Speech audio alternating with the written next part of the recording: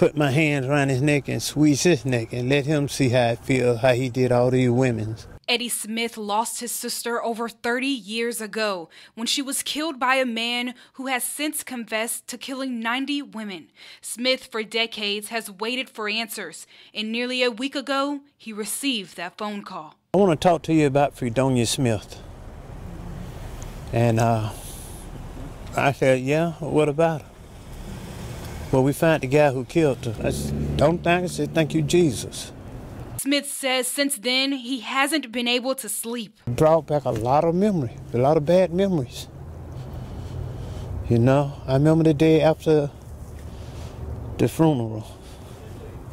You know, I remember running in this house. Smith says he remembers Christmas, one of the best times for his family, and this is no coincidence. That's a big gift, but it hurts.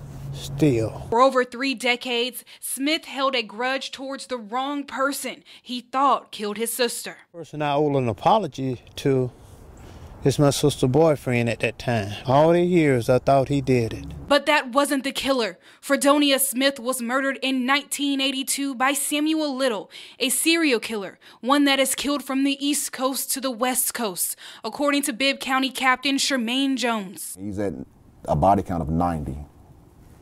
In United States history, that hadn't been heard of. During Little's confession, he gave details that only the killer would know. Little was able to give information about where they were sitting when the incident took place, where he dropped her body. Little is already receiving life in prison. Jones says he won't see the light of day.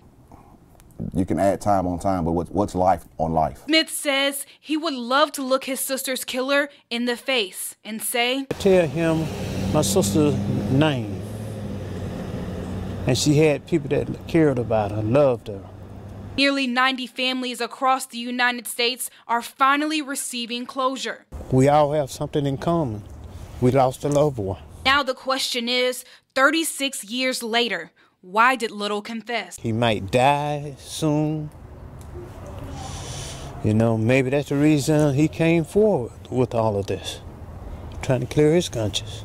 Smith said Fredonia was a loving person who loved kids and was still a child at heart, a child that died fighting to the very end.